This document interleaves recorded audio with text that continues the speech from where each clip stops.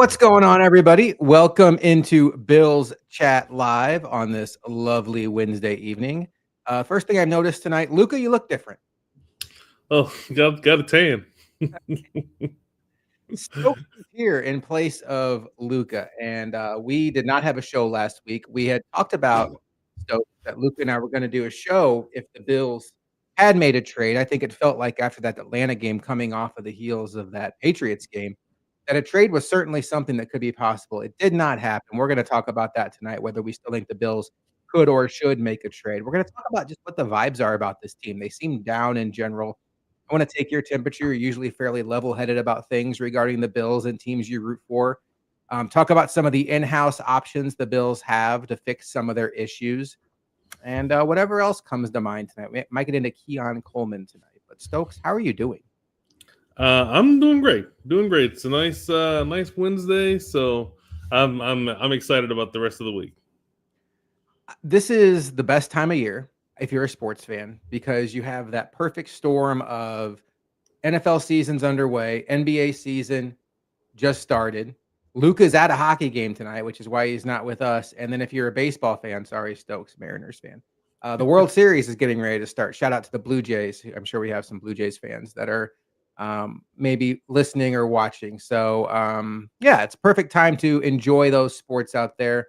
One sport that we're trying to enjoy more of these days is football, Stokes. And for lack of a better term, the Bills have kind of killed our joy recently. It looked like this season was just going to be a breeze to the 1 seed, as Stokes' dog says hello. The way it started, 4-0, Patriots were 2-2, losing games to teams like the Raiders and the Steelers at home.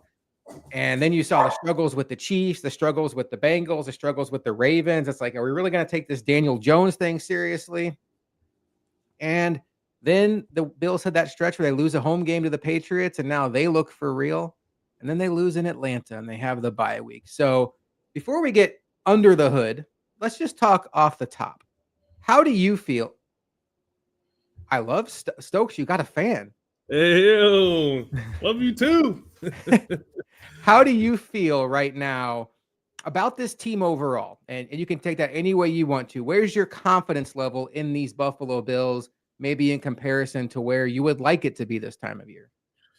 I would say unwavered. I think the deficiencies that we see on the team are the same ones we saw going into the season. So it's like, hey, these are the problems that we knew we had. How are we going to fix them? There's nothing that's popped up that was unforeseen. We thought there may be a problem after cornerback number one. Now, maybe we didn't foresee cornerback one having such an issue. We knew that, hey, is a wide receiver going to step up? That's still an issue. So it's not like it's something that, oh well, we thought this was going to be great and it's terrible. Aside from the fact that the defense, there's been so many resources poured into it, and the defense has not been great. So that would be the only thing that would concern me so much, but unwavered in the sense that I still think the Bills are going to win the East. I still think they're going to have a home playoff game. I still think they may have multiple home playoff games. So, and it's going to come down to Bills versus whether it's the Chiefs, the Ravens, or maybe the Colts. Who knows? So I still feel confident about the Bills within the AFC, but it doesn't change the fact that these last 2 weeks have left a very sour taste in our mouths. It's funny you mentioned foreseeing these problems happen because, there's always a contingent of fans that just want to always see glass half full, and that's totally fine. You want to be optimistic about your team. It does just feel like, Stokes, the dice rolls have gone against the Bills. So let's take cornerback 2, for instance. You drafted Maxwell Harrison in the first round. You double dipped in day 3 by taking Dorian Strong, and then you brought back Tre'Davious White with the thought process of, hey, he's 2 years removed from this serious knee injury. He knows the system. He might be an upgrade over Rasul Douglas. And you figure one of those 3 could stick. Maxwell Harrison gets put on IR before the season starts. Dorian Strong is a day 3 pick, looked okay, and then got put on IR. And Tre'Davious White is just a shell of himself. And that's just a dice roll that went against the Bills. But then when you spring it forward, it's like they rolled the dice at safety. Taylor Rapp looked good last year, but what about Cole Bishop? And that has been a disaster back there. You rolled the dice at linebacker. Matt Milano is a guy that's had trouble staying healthy in the past, and we liked what we saw to Dorian Williams. We didn't aggressively attack linebacker this offseason. Matt Milano can't stay healthy. Dorian Williams has regressed when on the field. He's lost playing time now, meaningfully playing time to Shaq Thompson. And then Terrell Bernard looks like maybe he's a bit of out of water at middle linebacker. We lost the dice roll at wide receiver. You mentioned, is a wide receiver going to step up? Is Keon Coleman going to evolve into that number one wide receiver? Can Joshua Palmer be this great separator that I think a lot of Bills fans were hoping he could be? What maybe Khalil Shakir takes off and becomes like the Julian Edelman for this offense. And that is just 3 more dice rolls that this team has lost, not even factoring in the absolute nothing they've gotten out of Curtis Samuel and Elijah Moore along the way. So I do think that it's careless to be like, the Bills didn't try to get better at these positions. There was a lot of, I don't know about that position. They have some potential options there, but we'll see how it goes. It feels like right now the Bills are coming up snake eyes. And I want to talk about reinforcements. The Bills returned to practice today, Stokes, and some reinforcements were on the way. Michael Hoyt, Larry Ogunjobi are back off of their 6-game suspension. McDermott said he doesn't want to commit to them playing this weekend. Spoiler alert, I think they're going to play this weekend. They kind of need those guys. And then Maxwell Harrison had his 3-week window opened off of IR. I wouldn't predict he plays this weekend. I would think that they're going to use the full 3 weeks on that. Maybe they rush him back against Kansas City, but I can't really see that. Before we talk about potential trade targets, what do you think about some of these reinforcements that are coming back in Maxwell Harrison, potentially for Tre'Davious White, Michael Hoyt and Larry Ogunjobi to help with the defensive line situation? And then I'll add in one other nugget here. Taylor Rapp is now out with a leg injury that McDermott would not classify as day-to-day or week-to-week, but it certainly sounds ominous that he could play this weekend. That would mean that either Jordan Poyer, most likely, or someone like Cam Lewis or Jordan Hancock takes his spot next to Cole Bishop. What do you think about the in-house answers / reinforcements the Bills have to plug up some of these holes? I think it would be so unrealistic of us as a fan base to expect for Max Harrison to be like the quote unquote savior. He's a rookie. He hasn't played meaningful snaps in the NFL. So it would, if we are expecting him to come in and to be like a game changer, that we are setting this man up for massive failure. So I don't think he should be the one that we would consider, hey, Max is coming back, so everything's going to be great. I think the onus from our end should be on like the upfront guys. So Hoyt, Ogunjobi. So those guys, I would rather those guys be the ones that come in and make a difference, because what happens on the front four affects the back four as well. So if they're making a bigger difference up front, then it can make the jobs easier. Now, I would love for Max to come in and be effective in a way that you don't have to know that, even like when you see Trey, like when you see before a snap, when the offense is set up and Trey's lined up, head up with the wide receiver knows Trey's about to back up 15 yards. Like he knows before the ball is actually snapped, Trey's going to be 20 feet away from you. So like even the quarterbacks have to know this. So, I think that when Max is out there, it may be a little bit different. He may not drop and bail like the way Trey does. So he may play up a little closer. So that may affect the way they play defense. So I think most importantly, the guys up front, those are the guys that I would consider to be the most important reinforcements, as you mentioned. And they'll be a month and a half fresh, so they'll have hopefully fresher bodies to go out there to handle the grind of these next 11 games to be out there and help the team. So that's where I would think. Michael Hoyt, to me, I think comes in off the bus and has to be better than AJ Epinesa. I don't think the Bills are getting much of anything out of him. I will say people were down on Greg Rousseau to start the season. You could tell he was dealing with some issues, the bone bruise. His play has picked up in recent weeks. He had the blocked field goal in Atlanta. I mean, the kicker just kicked it right at him. But you see that explosiveness coming back. Joey Bosa, He had that monster game against the Jets, but the PFF, the analytic charts love what he's doing this year. I do think there's a world where this defensive line becomes a strength, and it happens fairly quickly because we're seeing what we're getting out of Deon Walker. Ed Oliver has been pretty good this year. He was a monster week 1, and that's where the problems start to come in. And then you're talking about the linebacker situation and the secondary. And we've already had several people mention Keon Coleman in chat. We are going to have a lot to say about Keon Coleman tonight. Trust me. But let's talk about quickly the trade deadline, Stokes. Do you think that the Bills are going to make a move this season? And for context, Brandon Beane has made multiple moves at the trade deadline since taking over as Bills GM in 2017. He traded for Kelvin Benjamin, 2017, a third-round pick the year that they broke the playoff drought. He's traded for Rasul Douglas, a third-round pick in exchange for a fifth-round pick. He traded a third-round pick for Amari Cooper. He traded a sixth-round pick for Naheem Hines. He's been active, but not all of those moves have worked out. You could actually say the only move that actually made a tangible difference was Rasul Douglas. Do you think, given the salary cap restraints, given the landscape of the AFC, with a couple weeks to go before the trade deadline, would you predict the Bills do or don't make a trade?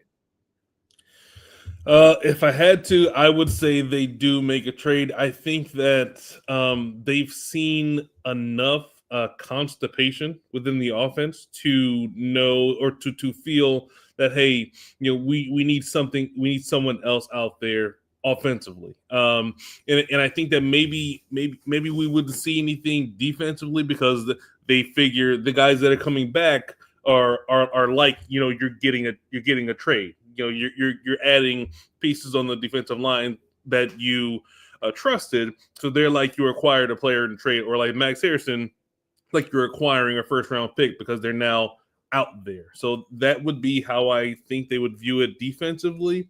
But offensively, I think it's just unrealistic in my head to look at how the offense has looked, even in games where the Bills play well, that you see there's 2 or 3 drive lulls where it's not even the defense playing great. It's the offense just looking weird and constipated to where like something different needs to be out there. So that would be, I would be really disappointed if we left the trade deadline without any sort of wide receivers, any sort of offensive weapon help. That would just, it wouldn't compute with what we think this team to be and what our goals are for this team. Like how are we seeing it differently than management? So that'd be really, really surprising to me.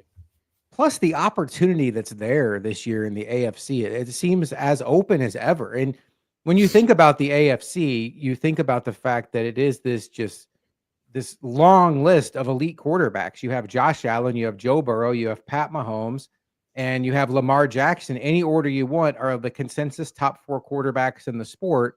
And you're at a situation right now where if the playoffs started today, they don't. Only Josh Allen would be in the playoffs. I think we all expect that the Chiefs are going to figure out a way to get there and probably win their division. But the Ravens and the Bengals are in real trouble.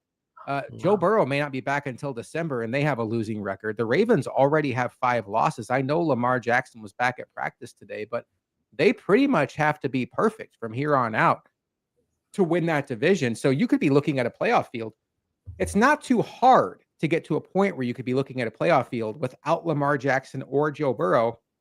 And what an opportunity for the Bills. All due respect to the Colts, who've been phenomenal this year. All due respect to the Patriots, who beat the Bills in Buffalo. I'm taking it 10 times out of 10, a playoff game in New England, in Buffalo, on the moon, against Drake May or Daniel Jones, against having to go against Joe Burrow or Lamar Jackson. I just am. These guys are different, especially in that setting, a one-game setting where all it takes is one special play that we've seen Jackson and Burrow and Mahomes make time after time after time to end your season. Get some of those cheat codes out of there. I think all of that leads me to agree with you that Beane is going to make a trade. It sounds like, Stokes, that despite all the issues we're seeing on defense, that your hope would be that they would make that move on offense. Yeah, if we had to choose only one side, yeah, like I would hope that they would try to do something at safety as well. But I mean, if they only do something on defense, and not offense, I would be disappointed. Just because we see how good Josh can look when he's got these serviceable pieces, these pieces that fit. How we can see how crisp the offense looks, how great it looks, and it seems like we're hamstringing him and other players just because of the pieces that are there. So I would really hope that there's something that is seen and done to improve the offense. And I think that Joe Brady, he can figure it out, but I just don't think he needs to, or we need to have him be handcuffed to the personnel to try and fit that. Just get him something that's going to make sense and that's going to improve the team itself, because that is where it's at. And defensively, I wish I could tell you, wish I knew what is going on with how so disjointed they're looking, but it just seems like there's just simple things that are going wrong that make everything look bad. Now you think about Bijan was just ridiculous on Monday. Like there's nothing to say or do. He was just ridiculous. There wasn't anything the Bills were going to do to shut him down. He's just nasty. So we can not necessarily worry about that. But as you and Luka mentioned, okay, Bijan's Bijan. Drake London, he's the only other guy on that team. Hey, let's figure something out. Let's do whatever we need to do. These are their two guys. We can't let them both beat us, and they both beat us. Yeah, that was incredibly frustrating, and it felt like if two guys doing a podcast, if people that just follow the sport know those are the two guys you have to account for, find any and every way to take them out of it.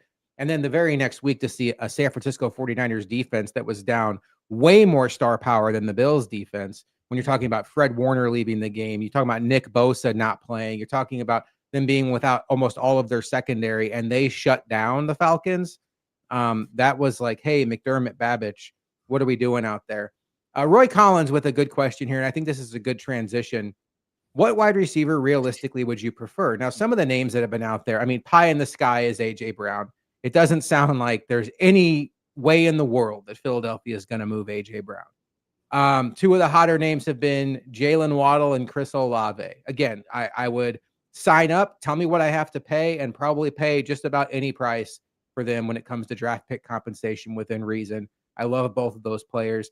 It sounds like today that the Dolphins aren't interested in moving Jalen Waddle. That would be a massive cap hit for them. And realistically, it feels like the Bills would have to pay about a 20% tax on that to get a trade from Miami to Buffalo. Because if you're Miami, why would you want Josh Allen throwing the ball to Jalen Waddle for the next 10 years? And then Chris Olave is interesting because that's a team that certainly screams rebuild and blow it up and start over. But the reporting out of The Athletic today with Diana Rossini is that the Saints are more interested in doing an extension with him.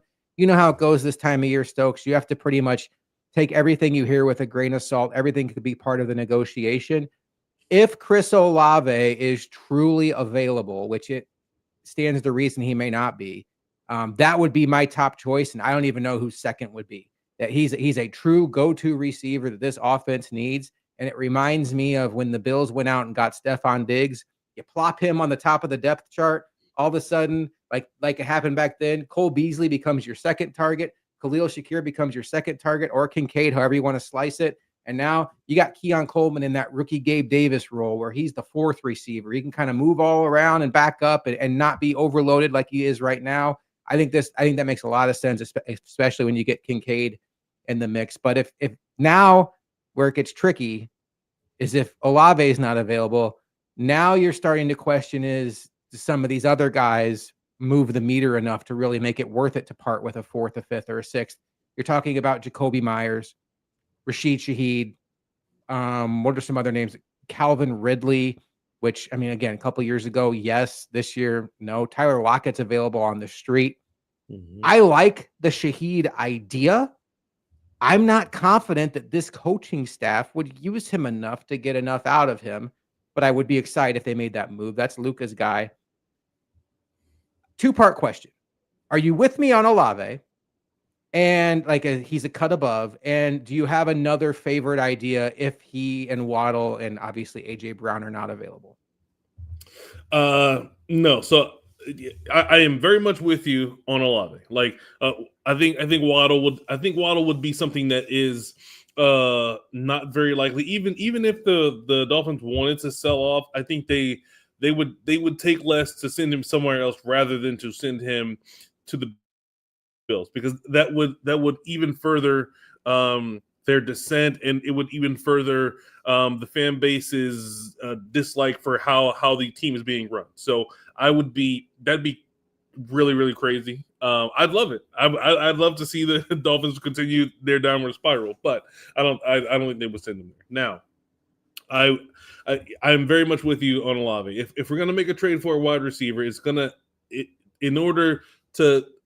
I think it needs to be a guy that's going to come in and is going to be unquestioned. Yeah, this is the guy. We can't have a guy that is going to be. Yeah, he's going to compete for a wide receiver one target share. No, the guy comes in. Hey, this is our alpha.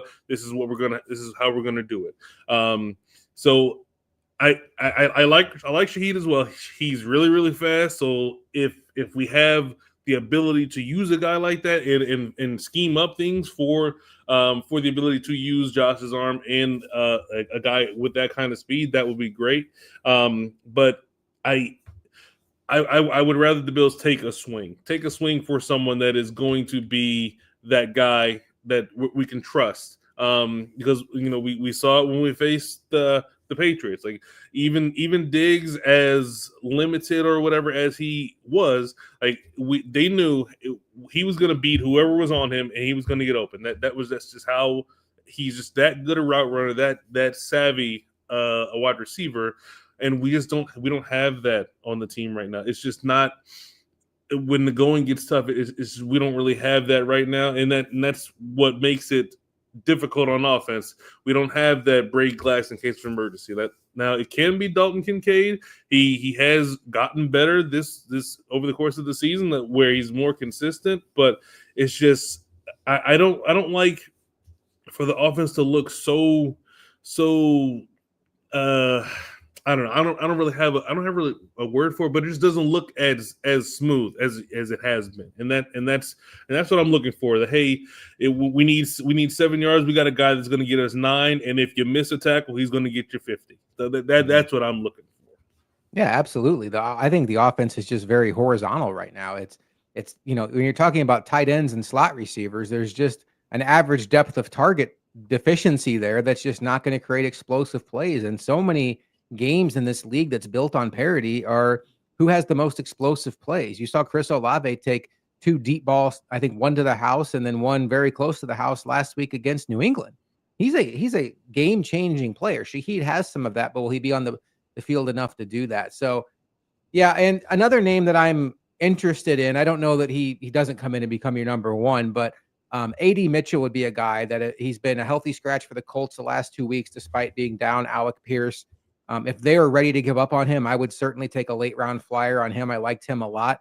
That would be somebody that I would definitely consider. But this transitions us into a larger conversation, Stokes, about Keon Coleman, because in a lot of ways we are having this conversation because Keon Coleman has not proven to be that guy to this point. Now, I think we need to start this conversation about Keon Coleman. Stokes and I both acknowledge this is a 23-year-old football player. I think he's actually 22.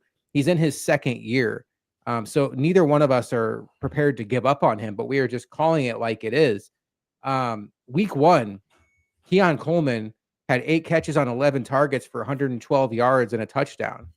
Since week 1, in 5 games combined, he's had 16 catches for 125 yards and a touchdown. Double the catches, basically the same yardage and the same touchdowns.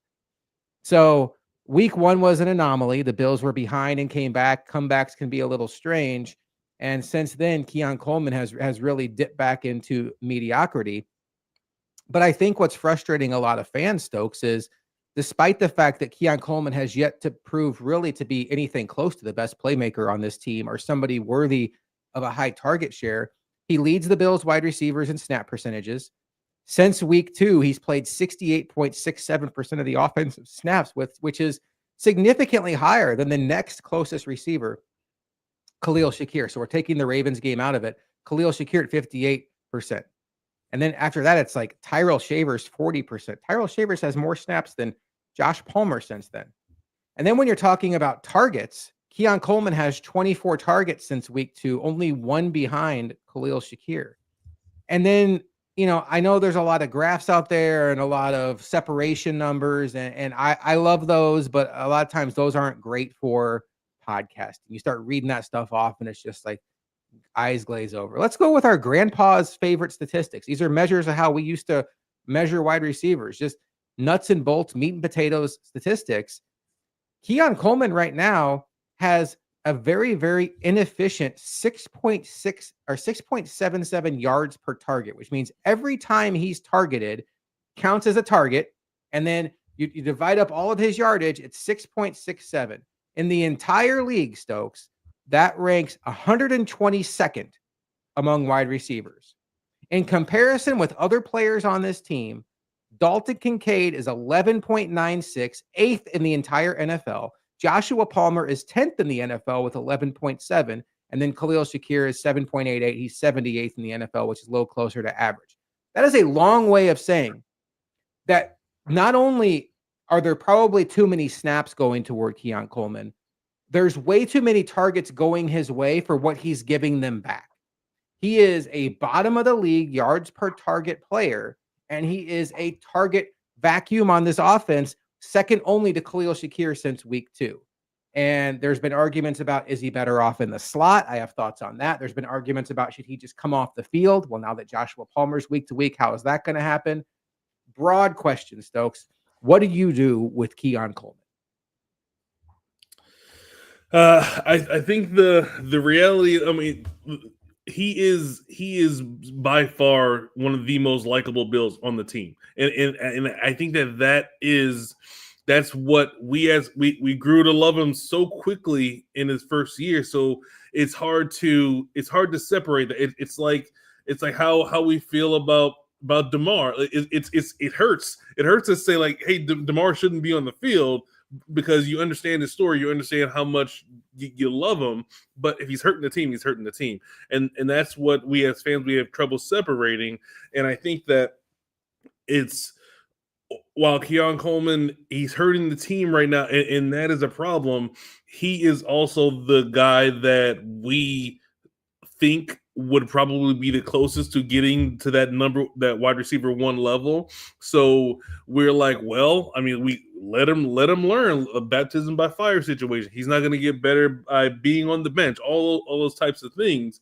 But at the same time, in the moment, he's doing a very poor job with the targets that he's given.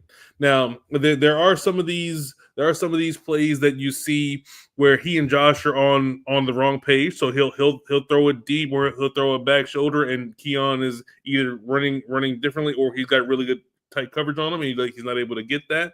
So that still counts as a target. That brings down the average, of course. So it's like, schematically, they're doing things that, you give him these chances, but he's not doing well with them. So I say all that to say, if he's not helping the team, he shouldn't be out there. And as well, like, the other options aren't that great either. So it's like you have, it's a best of bad options, because the upside of this option that is poor is greater than the upside of the options that might be average. So me personally, I would continue to use him, because we don't have an option that is better.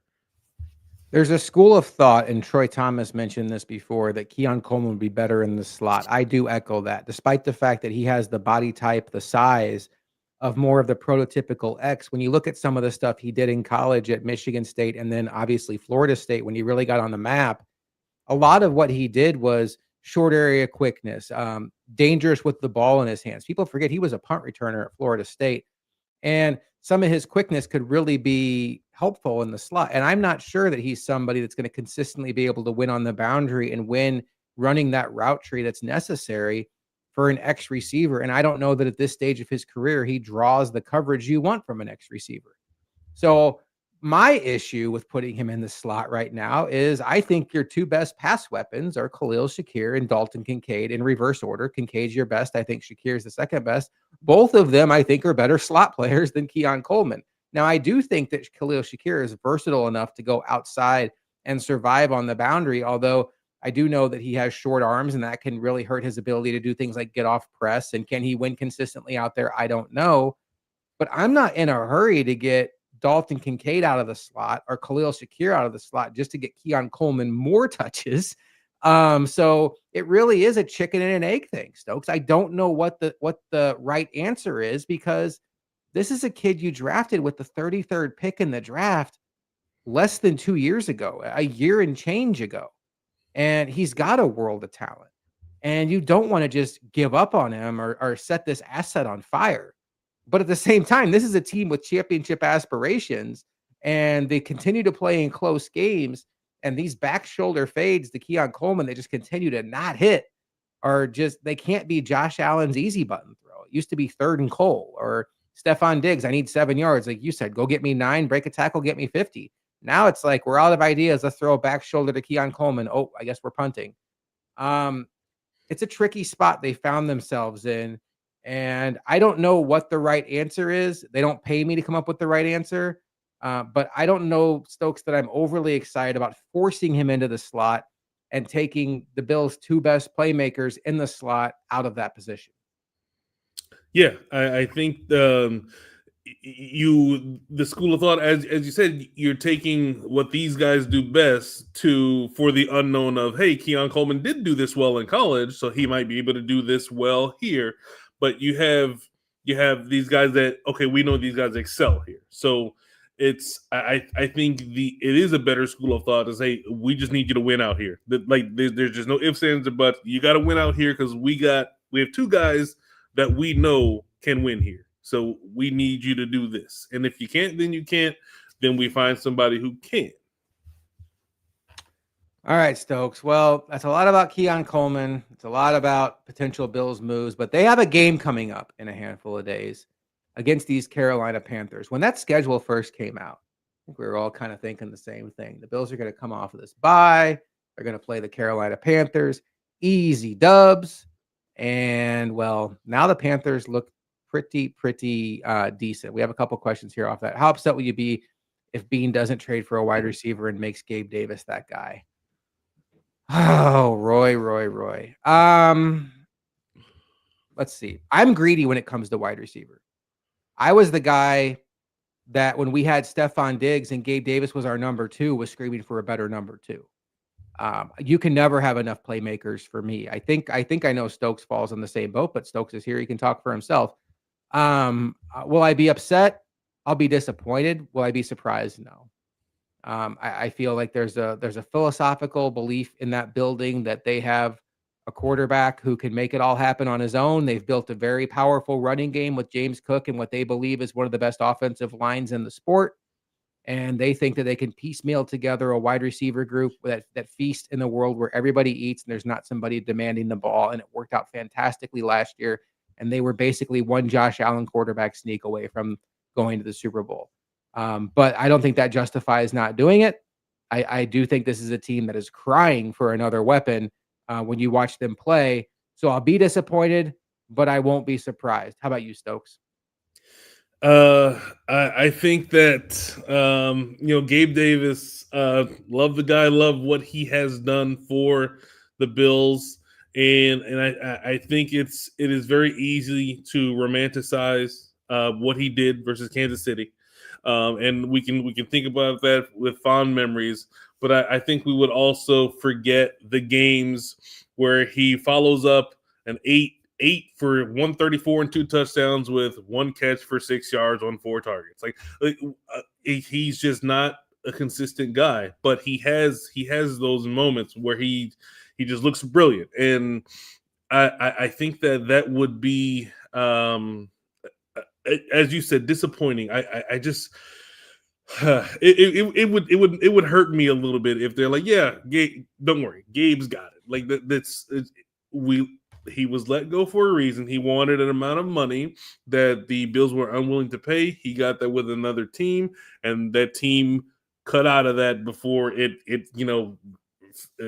did anything as far as the contract coming to fruition. So it's I think it would be very I don't know. We shouldn't be relying on Gabe Davis. If being said that, I'd be very, very sad. What are you seeing in Gabe Davis that you didn't see 3 years ago or 2 years ago when you didn't pay him, and now you see it today that he's going to be that guy? That would be where my thoughts. And it would be on brand for this year, because what's our backup plan if Max Harrison doesn't work out? Forget the injury. Rookies are a roll of the dice anyway. The backup plan is Tre'Davious White coming back. What's the backup plan if Cole Bishop can't handle free safety next to Taylor Rapp, or we get an injury? It's Jordan Poyer coming back. What's the backup plan now if we lose another receiver? To Roy's point, it could be Gabe Davis coming back off the practice squad. And it's when you compare and contrast this, and this may have been the best dynasty of all time. The New England Patriots, Stokes, you know this too. They were notorious for getting rid of players a year too early. Then they would make headlines when they would release Lawyer Malloy before the season started, or they trade away Richard Seymour when he was in the middle of an all-pro run, or they traded away Randy Moss a year after he broke the league. And they almost never looked wrong. They traded away Deion Branch when he was Tom Brady's #1 receiver. But they never hung on to players for too long. They got rid of Tom frickin' Brady when he was still playing. And, he obviously rubbed their noses in it a little bit, but compare and contrast, Stokes, it's like the Bills' answer is they go back to that little black book of dating. It's like, hey, I got Gabe Davis's number. I got Micah Hyde's number. Yeah. I got Jordan Poyer's number. Do you have Cam Taylor-Britt's number? Because he's a good athlete. He's young, and he wants out of Cincy. That's my idea for cornerback. But, yeah, Roy, I feel you. I would be sad. Hey, Caleb is in here, fan of the enemy, the Chiefs. We have a couple of Chiefs fans in here tonight. Recently found you guys, and I like your show. Hey, first of all, don't be sorry for liking another team. That is certainly your right. We appreciate any and all listeners. We got a bunch of Chiefs fans that found our channel when we went viral for our reaction to the trade out during the Worthy trade. Check that out on our YouTube channel. Stokes was on with us. Our favorite show of the year is our live draft coverage. But that moment was pretty memorable. Got some eyes here. But hey, Caleb, we appreciate you hanging out with us tonight. Things seem to be turning around for your Chiefs in a big way. Rashee Rice is, say what you want to about him off the field, but I mean, he is such a difference maker for that offense. Okay, Stokes. One more thing I wanted to get into before we get into the Panthers. I did see this comment here from Troy Thomas. James Cook needs to be included in the pass game more often. Yeah. Where is that? You watch more college football than I do. The calling card on James Cook coming out of college was, this guy is a wide receiver playing running back. He runs routes like a wide receiver. He's a little linear as a running back. He's a little slight as a running back. Whatever he gives you as a running back is kind of a bonus. But, man, what a weapon in the passing game. And these last 3 years, he's evolved. He's added. When he first came into the league, it was like you sneeze on him and he falls over. He was just like running a straight line through the hole. And if anything got him off kilter, he would miss. Now he's got contact balance. He's got speed. He is a top of the line professional running back, but it's like the Bills have forgotten about that club in his bag that makes him so unique. Where now I used to roll my eyes at the Alvin Kamara comparisons, not because of the receiving ability, but because of, I don't think he's the running back Kamara was. And now it's like, no, maybe he is the running back that Kamara was. We forgot about the receiving part. Where has that been?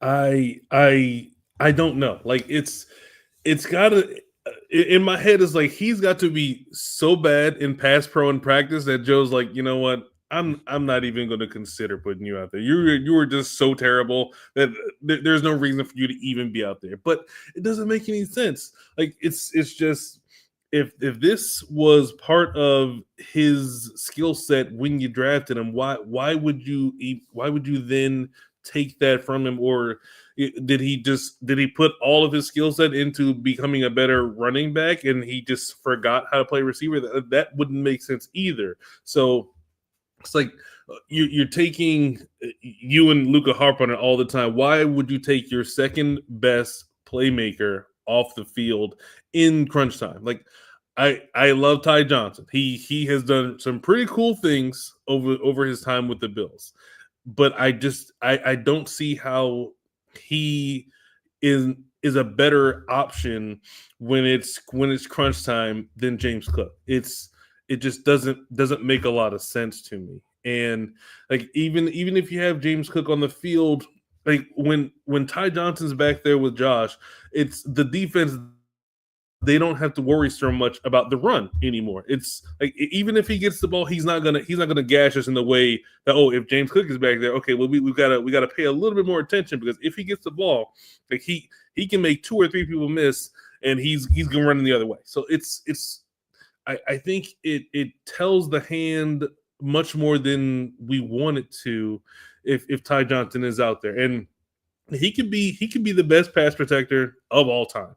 That doesn't I don't see how that is enough of a difference to be made in taking James Cook off the field for as frequently as he is off the field. Now, he shouldn't get 100% of the snaps. That's just unrealistic. But if he's sitting 50, 60%, that's too low for a guy of his skill set. Like of not just of his skill set, what we've seen. Like we have proof of concept. Hey, James Cook's good. Like we understand, we know he's been paid as such. That there's no reasons to keep him down, to lower his value, to try and lowball him or whatever. He's paid. Give him the rock. Let him do what he does, because he's the second best offensive player on this team. Like it's not even close. I agree completely. And I do wonder how much of that equation comes down to the lack of efficiency we've seen from Ray Davis this year, and maybe a lost in step from Ty Johnson. When the Falcons take Bijan off the field, they have a good backup in Algier. When you look at some of these other teams that have good running backs, they have backups that come in. I mean, the team we're playing this weekend has 2 good backs in Hubbard and Dowdle. But I do wonder if the Bills are losing faith in Ray Davis or Ty Johnson a little bit, and that's where they don't want to involve James Cook in a passing game, because if he runs a wheel route out of the backfield, now he's gassed for a couple plays, and maybe they look at those as lost plays if Ray Davis has to get some handoffs. I don't know, but that is definitely some aspect of this offense that needs to find a way to be unlocked. Let's talk about these Carolina Panthers. A familiar face is going to be at quarterback for them this week, and it's not going to be Bryce Young. It's going to be Andy Dalton, who is forever a Bills icon for the pass he threw to Tyler Boyd against the Baltimore Ravens on December 31st, 2017, that won the Bengals a game in Baltimore, that got the Bills in the playoffs for the first time in 17 years. A hero in Buffalo has a chance to be a villain this weekend. Stokes, when you heard that Dalton was starting in place, well, I guess it hasn't been made official yet. Like I know that they're doing the dance, right? Like, oh no, we're gonna play. Okay, Dalton's gonna start. My first reaction, and I like Bryce Young, I'm rooting for Bryce Young. My first reaction was, I don't know that that's a downgrade for them. I think it's a downgrade from a mobility standpoint for sure. Like some of the off-script stuff that Bryce Young does, I don't think is even going to be in their wheelhouse. But to me, Andy Dalton is like an ideal backup quarterback. He'll keep your offense on schedule. He'll keep your offense in timing. And I certainly think he's capable of finding Ted McMillan if he gets matched up on Tre'Davious White. So I'm not looking at this like, well, now the Bills have an easy button win. I think Andy Dalton's going to present some challenges for this defense. I agree. I think that Bryce Young, he's continuing to develop, and he has these games where he does look pretty good. And with Andy Dalton, you don't have to. He's more of a guy where you know where he's going to be, so you don't have to worry, as you said, about the off script plays. But I think that Andy Dalton has he'll be more level in what he does. So he's going to probably use his best players effectively. So, hey, as he was with the Bengals, AJ Brown's my best guy. I'm going to go to AJ Brown. I'm going to go to the guys that are good. So when you have Tet, when you have these 2 running backs and the Bills being so susceptible to the run, maybe he is just going to rely on those guys, and at the same time, whether it's in the run game or out of the backfield. So I think that they're a little bit more dangerous in the sense that while you're not likely to see off script stuff. The offense itself, I think, is going to move more smoothly because you have a guy that's not going to try to do too much. He's going to try to just do whatever his job, his role is, and that's just it. He's not there. He's not going to be there to try and win the game. He's going to try and keep the offense on schedule, keep the offense moving, and that I think would be a little bit more. It'll be something that we would see a little bit less of with Bryce Young. Trey Williams wants to know, will the Bills double Tet? Will they let Tet line up on Trey? Well, Trey, you would hope that they've learned from their mistakes from Atlanta, because the splits when Christian Benford were lined up on Drake London didn't do much at all. It was really, he picked on Tre'Davious White and then a little bit of Jaquan Johnson. Stokes, I don't necessarily love Xavier Legette. I liked him in the draft. If Tre'Davious White's gonna play another game for the Bills, and it sure feels like he's going to, I don't mind this matchup for him. Now, Legette's a better athlete than Tre'Davious White, but where I think Legette really can hurt a defense is where the Bills have struggled a lot this year. If he gets the ball in space, he can force some missed tackles. He has that kick returner, run after catch. He's almost like a big running back after the catch. And Tre'Davious White, for all of his flaws this year, has been the Bills' most consistent tackling cornerback. So I don't mind that matchup for where if they throw a screen over to Legette, I think Trey has as good a chance as anybody in the secondary getting him to the ground, or at least playing his run fit that allows everybody else to rally.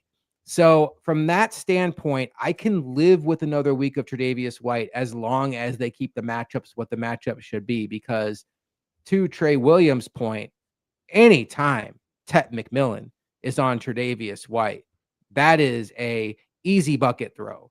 And Tet McMillan is, I think, going to be a superstar in this league. I don't know that he has the quarterback play right now in Carolina, whoever the quarterback is, to really show that off. But when he gets a chance to make a highlight reel catch, holy cow. And I would expect him to hurt our feelings a couple times on Sunday. Hopefully it's not enough to actually win the game, but he's a special player. And I don't know if there's anybody on the Bills that can necessarily cancel him out one-on-one, but I'd rather take my chances with Benford than Tre'Davious White. Yes, I hope that they will try to get Christian on him as often as they can, and I imagine that as an offense, their goal is to try to get Tet on Trey as much as they can. So it's going to be that level of a chess match as it goes. But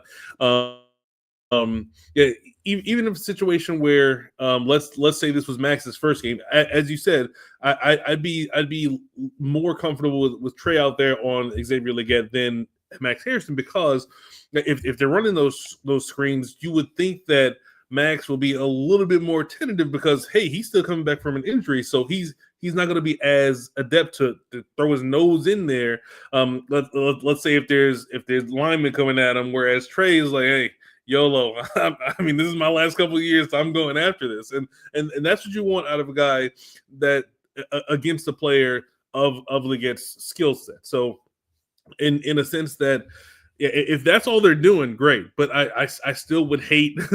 I still just like how they're telling Trey to play, or Trey is like, guys, this is how I play now. This is all I can do, as far as the backing up on wide receivers. So it's there's only so much we're gonna do with Ted. Like he's a mismatch even against some of the best guys. So he's gonna get his. We can all, whoever's on them can try their best to make the window short and get your hand in there, because he's going to make some plays that is like, well, that was great coverage, and there just wasn't anything you can do. So, and you have to learn to live with those and just try to win that next rep, because even he can get us for 130 and the Bills can still win this game. The defense could still do very well, and Tet could still, for all intents and purposes, dominate. But so we just can't be in a situation where Tet's going off, Rico's going off, Chuba's going off. We can't have all of those things can't be happening together. We can let one go, but We just cannot have everybody going on. When you look at this Panthers defense, the struggles the challenges they will possess for this Bills offense, I don't see a whole lot that worries me. I mean, to me, Derek Brown is one of the best defensive linemen in the sport. I think if he played in a bigger market like Dallas or the Giants, he would get his flowers, but unfortunately he plays in Carolina, so people don't get to see how good he is. I would say probably the same thing about JC Horn. I think he's maybe a top 10 cornerback in the league, but again, he plays for the wrong team to get notoriety. Other than that, though, there's not a lot of studs on this team. They have an exciting young rookie edge rusher in Nick Scorton, who I think could present some problems. But again, like you have Deion Dawkins and Spencer Brown out there, and you have Jackson Hawes and Dawson Knox on the edges helping out. That's where you don't mind necessarily other teams having studs because that's where your studs are. And I do think that there's going to be some ability for James Cook if they elect to do so to burn this team in the passing game as well as the running game. I would expect this offense to have a get right game. I would hope they have a get right game off of the bye. Trey Williams says they have a great run blocking offensive line and love to pound the rock. Boy, the Rico Dowdle experience in fantasy Stokes has been a wild ride these last 3 weeks when he went for like 400 combined yards against the Cowboys and the Dolphins. And you can say, well, the Cowboys and the Dolphins defenses are pretty bad. And that's where I would look at you as a Bills fan and say, what do you think we are? But interestingly enough, Chuba Hubbard was out those weeks. And when Chuba came back, Rico did outsnap him, but not by much. I don't know. I mean, based on the track record of their careers, that one guy is truly better than the other. I think they're both dangerous in their own way. I certainly think that, particularly with a backup quarterback, I think that the Panthers are probably going to come in and dare the Bills to stop the run. That has to be their main objective here. But you know, at some point, the Bills are going to have to prove they can stop the run, or none of this is going to matter anyway. Stokes. Yeah, exactly. That's where most games begin. And when you have guys that are as good as Rico has been over the last, you got to ride that hot hand. And I think they were still trying to get Chuba out there just because like he was the starter, so they didn't want him to completely get Wally pipped. So it's one of those situations that where hey guys, you coming out of the bye, they're going to try and punch you in the mouth. So this is your time to shine. But Rico's played well. He has been a dominant running back these last few weeks. So that has to be priority number one, stopping the run. And then you'll worry about, I mean, that's just football 1-on-1 in many situations. So it seems simple, but when you see the Bills run defense get gashed, it's like, well, why wasn't it so simple, guys? Like it's just, it doesn't compute. Stokes, we've been doing this show, Bills Chat, since 2022. I don't think I've ever said this on the air, but this is a Bills team that desperately needs a win and a blowout win. I think this is a fan base that needs a blowout win.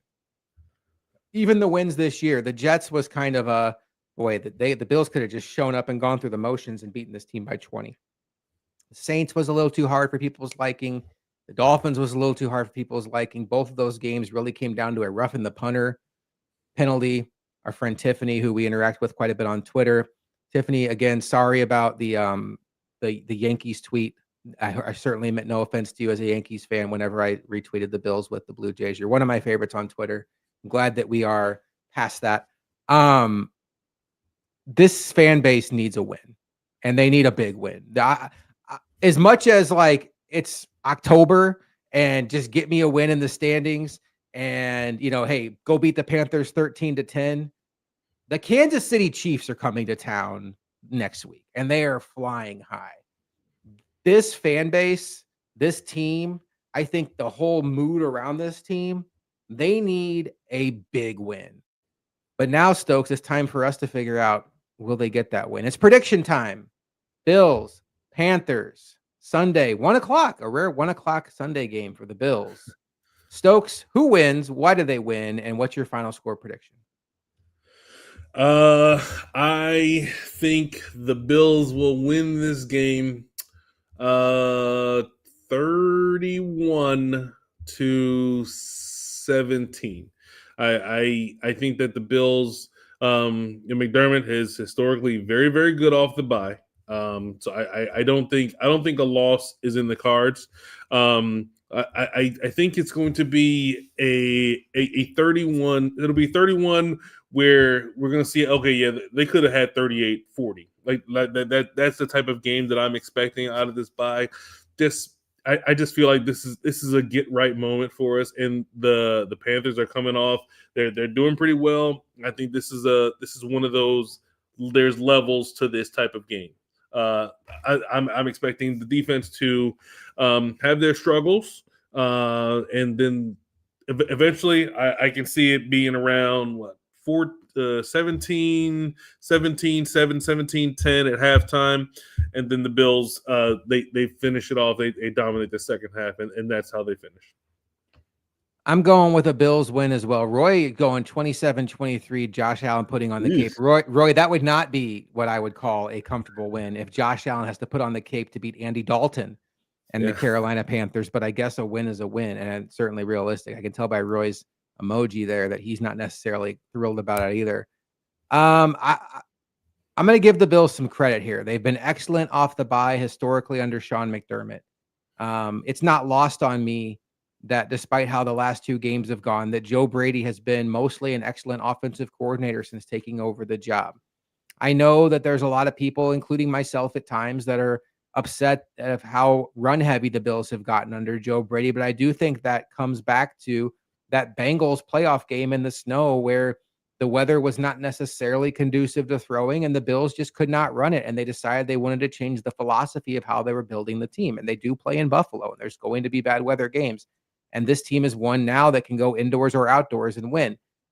I do think even without Joshua Palmer, who is their best man beater, I think they're going to find a way to move the ball consistently on this team. This one feels maybe like a lot of Khalil Shakir. I don't think this is a team that's going to challenge J.C. Horn if he lines up on Keon Coleman. I'm interested to see if they add any new wrinkles this week. Maybe moving Keon Coleman more to the slot. Maybe moving Dalton Kincaid around. He was limited today, so I'm assuming he's going to play. But boy, if he doesn't play again, yikes. I think it's going to be a big James Cook day, both on the ground, and please just give him something through the air. Make the defense think about it.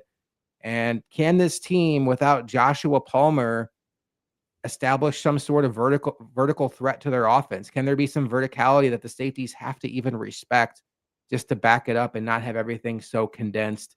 And then defensively, I just have no idea.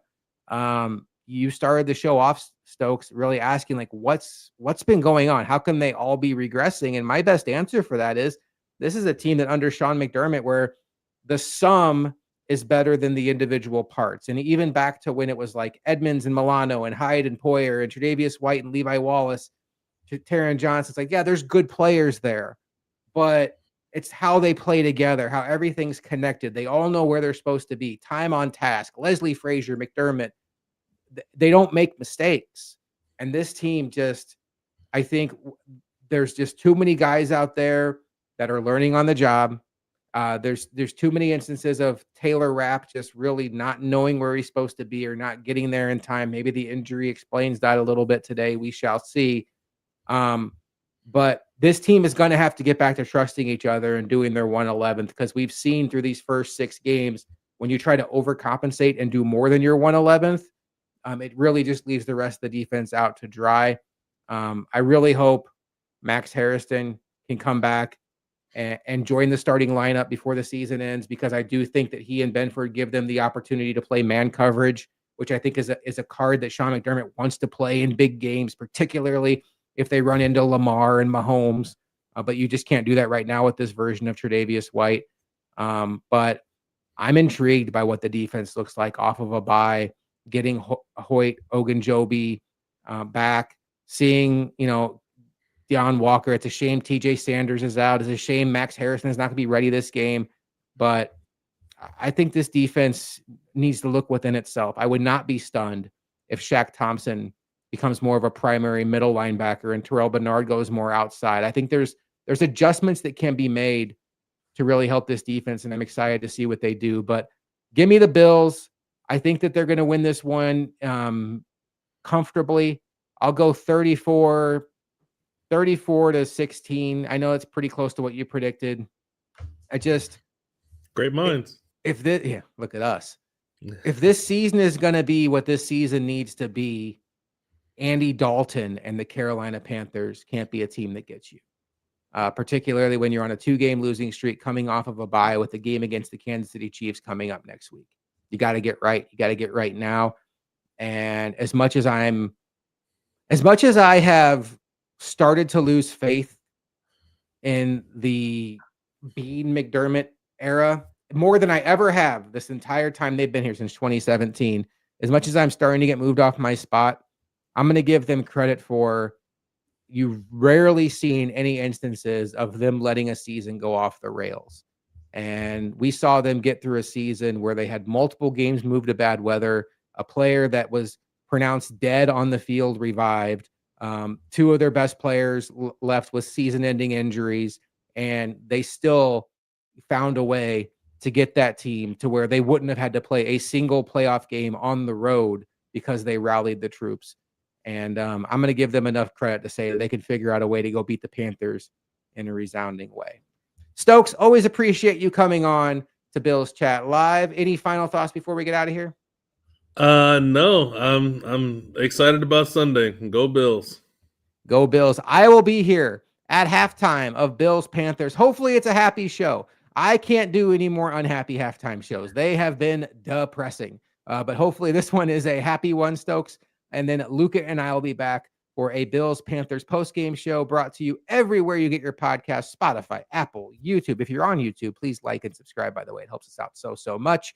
Back fresh Monday morning, and then we'll be back for Bills Chat Live next Wednesday, getting ready for Bills v. Chiefs, which is always a big regular season win, an absolute no-win scenario for the Bills. You either lose the game or you win the game, and everybody says, ha, ha, ha, you beat them in the regular season, but you can't do it in the playoffs. But we'll get through it together. It is what it is. For Stokes, I am Josh McCarty. We will talk to you next time on Bills Chat.